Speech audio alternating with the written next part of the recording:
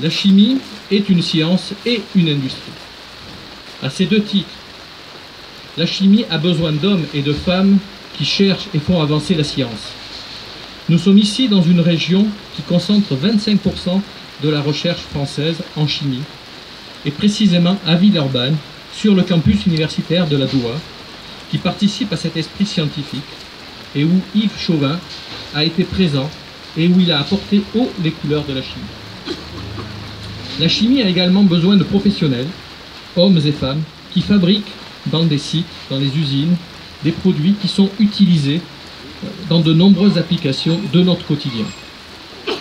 Nous sommes en Auvergne-Rhône-Alpes sur un territoire berceau de l'industrie chimique depuis plus d'un siècle, et cette complémentarité recherche et industrialisation permet à notre région d'être la première région de production française.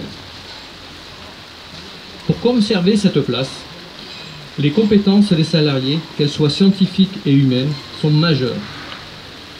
Fort de cette évidence, la filière chimie recrute et forme des collaborateurs de qualité. Pour attirer ici ces talents qui viennent de partout en France et de l'étranger, de nombreuses actions d'information et de promotion auprès des jeunes sont réalisées par la profession, mais aussi par les écoles, universités et centres qui proposent des parcours en formation initiale et en alternance. En effet, l'alternance est pour la branche chimie un enjeu majeur. C'est le cas en Auvergne-Rhône-Alpes, la première région industrielle de France, où l'on compte plus de 800 alternants par an dans les entreprises de la chimie. En production et dans les fonctions support, de nombreux jeunes se forment pour intégrer notre filière avec toutes les compétences nécessaires, pas forcément qu'en chimie, mais aussi au niveau industriel, au niveau commercial, juridique, ressources humaines, énergie, sécurité, environnement, et j'en oublie évidemment. Pour apporter des réponses opérationnelles aux besoins d'hébergement des jeunes en contrat de professionnalisation et d'apprentissage dans l'industrie de la chimie, la métallurgie et la plasturgie ouvrent dès 2010 une réflexion régionale, commune sur le logement des alternants. Dès le départ, cette réflexion s'est inscrite dans les objectifs définis par les pouvoirs publics pour le programme d'investissement d'avenir. Évidemment, l'UIC décide de réaliser une enquête quantitative et qualitative auprès des écoles et universités, établissements et centres qui forment les jeunes en alternance pour les entreprises du secteur. 55% expriment un besoin de logement dans l'agglomération lyonnaise. Cette enquête confirme le besoin et l'intérêt de proposer à ces jeunes un logement dédié et à des conditions préférentielles, en particulier par rapport à la situation du marché locatif privé. Les contours techniques et financiers du projet immobilier de résidence avec la zone optimale d'implantation se dessinent progressivement avec les acteurs du logement social, potentiels maîtres d'ouvrage et l'ensemble des parties prenantes, dont la Caisse des dépôts et consignations au niveau régional. En parallèle, au niveau national, les travaux du comité stratégique de filière nationale chimie et matériaux ouvrent le champ d'une action pour favoriser le logement des jeunes de la chimie. La liaison est faite avec le projet rhône-alpin et le comité stratégique de filière nationale qui propose ce projet, et ce projet devient un pilote pour la filière chimie en France. Le projet de résidence Yves Chauvin, dont nous posons aujourd'hui la première pierre, est né d'un partenariat inédit et pilote en France entre les industries de la chimie et Aliad Habitat, filiale d'Action Logement. Il illustre la faculté d'adaptation du bailleur social aux besoins du monde économique de la première région française de production en chimie. La résidence viendra compléter les offres de logement déjà proposées depuis plus de 2 ans aux alternants de la chimie dans le cadre du partenariat entre Action Logement et l'UIC Rhône-Alpes pour des solutions d'hébergement dans l'ensemble du parc immobilier Aliad Habitat à proximité des écoles universitaires. Alors que dire de notre choix de baptiser cette résidence au nom d'Yves Chauvin? Ses recherches lui ont valu d'être lauréat du prix Nobel de chimie 2005.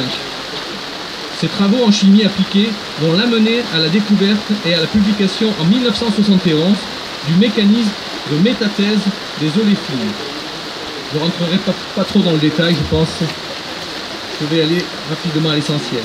C'est un travail fondamental qui a été réalisé à l'Institut français du pétrole, qui l'a conduit à obtenir ce prix Nobel de chimie. La métathèse des oléfines est une réaction catalytique majeure. Elle a d'abord permis la transformation à basse énergie de molécules dérivées du pétrole.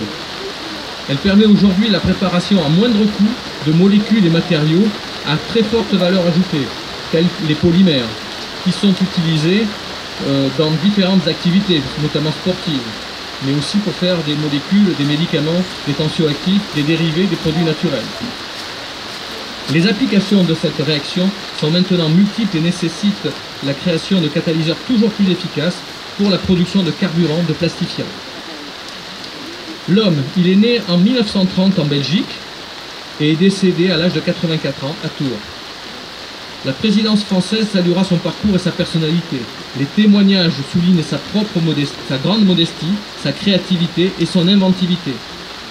Ses étudiants et jeunes scientifiques dont il était proche appréciaient les échanges avec lui.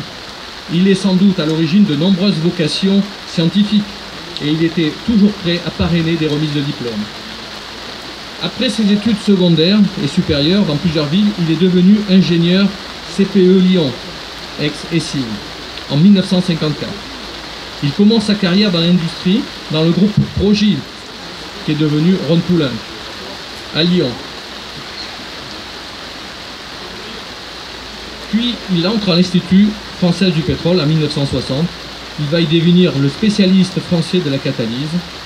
Retraité depuis 1995, il est accueilli dans le laboratoire de Jean-Marie Basset à Lyon comme directeur de recherche et émérite, et vient à Lyon toutes les semaines conseiller les jeunes chercheurs du laboratoire.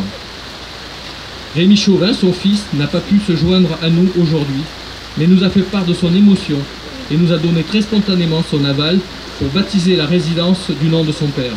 Il nous a rappelé à quel point son père était attaché à la période de sa vie à Lyon. Enfin, pour terminer, je tiens à remercier les partenaires de cette opération. Si nous posons aujourd'hui une première pierre, c'est le fruit de beaucoup d'énergie et d'ambition développées par les équipes complémentaires, mais engagées dans un même objectif.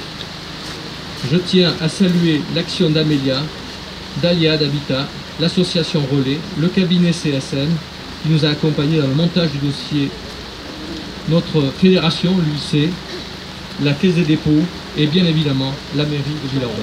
J'espère ne pas avoir oublié quelqu'un. Je vous donne rendez-vous dans quelques mois, en 2018 probablement, pour cette fois inaugurer cette résidence qui, je l'espère, se fera au sec cette fois-ci. Merci à tous.